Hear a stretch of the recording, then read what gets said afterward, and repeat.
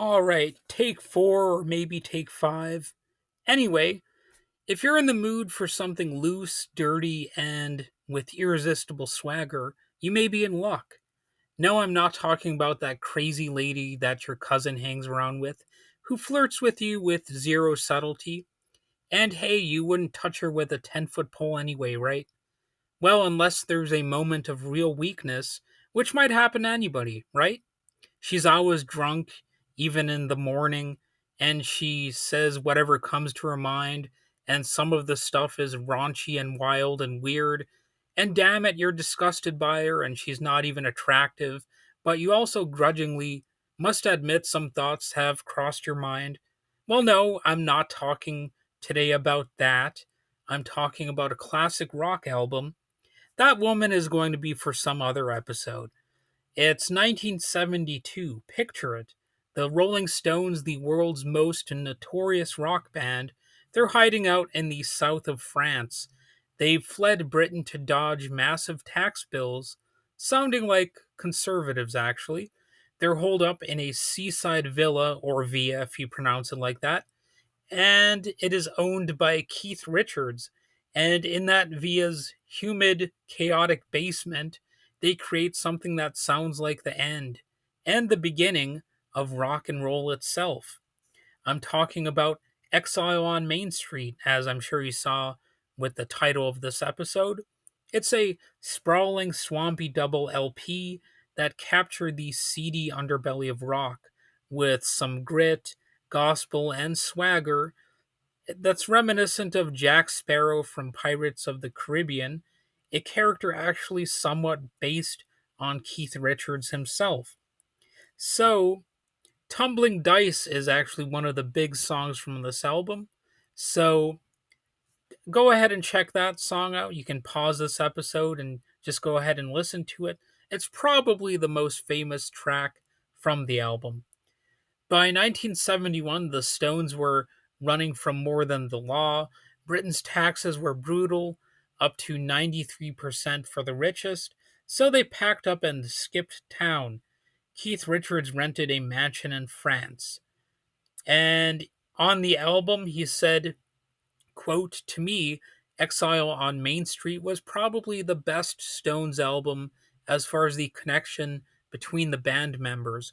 We were coming up with song ideas like crazy. Everybody was going flat out." End quote.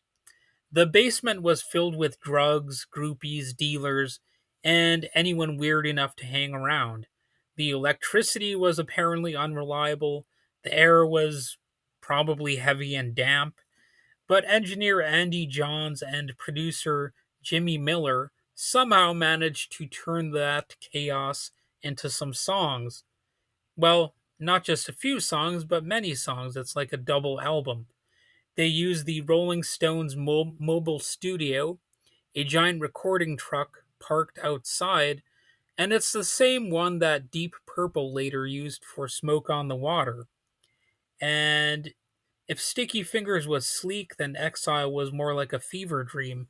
18 songs dripping with grit and sweat, blues, gospel, country, and soul all bleeding together.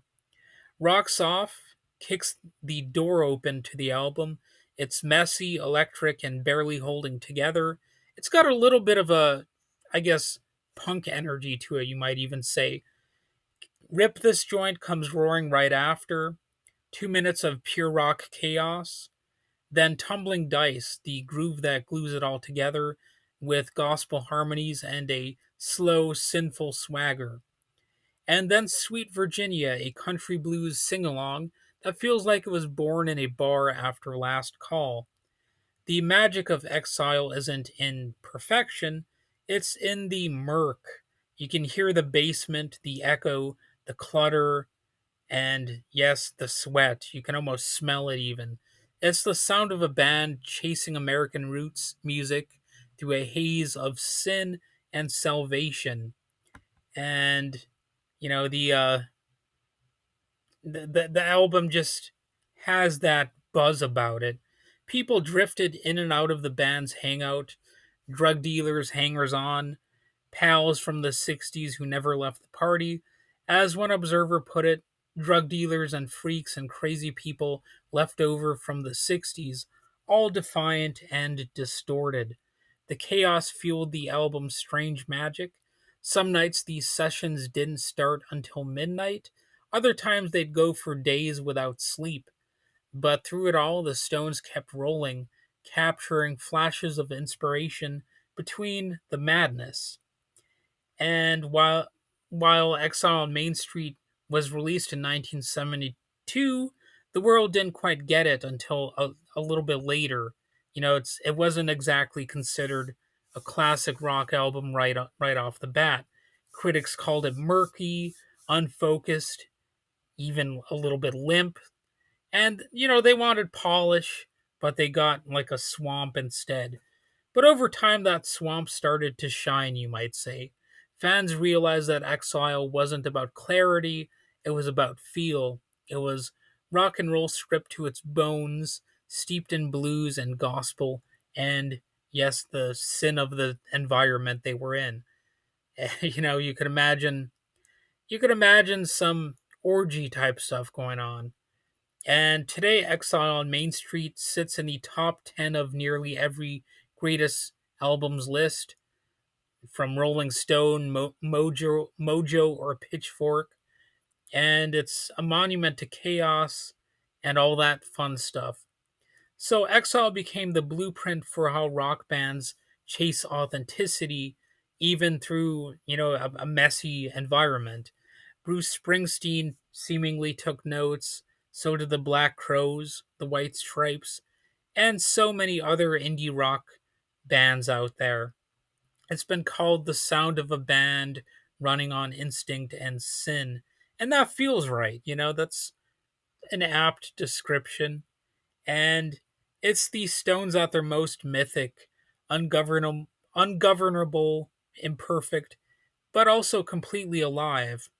And the sound of the world's greatest rock and roll band, as they're sometimes called, well, it's the sound of them not giving a damn and somehow making a masterpiece. So, this was the fever dream of rock and roll, Exile on Main Street. If you like the episode, hit follow, like, subscribe, all that stuff, and maybe pour yourself something strong. And, you might need it. Well, then again, I don't recommend alcoholism, so I guess pour yourself a nice cup of tea. You know, I I don't drink alcohol myself, so I'm not going to pretend to you know be a drinker or whatever. But the band, they they didn't just drink tea. That's that's apparent here. Anyway, I started rambling randomly toward the end. I don't really have much else to say, so have a good day.